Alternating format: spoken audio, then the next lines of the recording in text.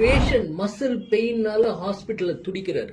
அவருக்கு வந்து 10 ml injection கொடுக்கணும் வித் 2% ஸ்ட்ரிச்னைன். ஆனா ஹாஸ்பிட்டல்ல 10% கான்சென்ட்ரேஷனும் 0.1% கான்சென்ட்ரேஷன் ஸ்ட்ரிச்னைன் தான் இருக்கு.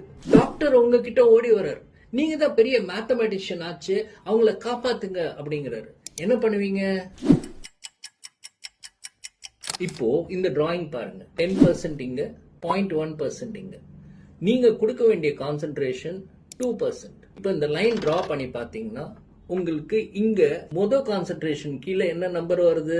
1.9. ரெண்டாவது கான்சென்ட்ரேஷன் கீழே என்ன நம்பர் வருது? 8.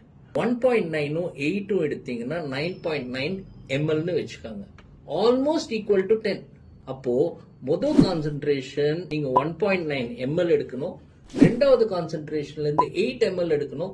ரெண்டையும் மிக்ஸ் பண்ணி பேஷண்ட் கொடுத்தேன்னா அவரை காப்பாற்றலாம். யூஸ்ஃபுல்லா இருந்தா ஒரு LSC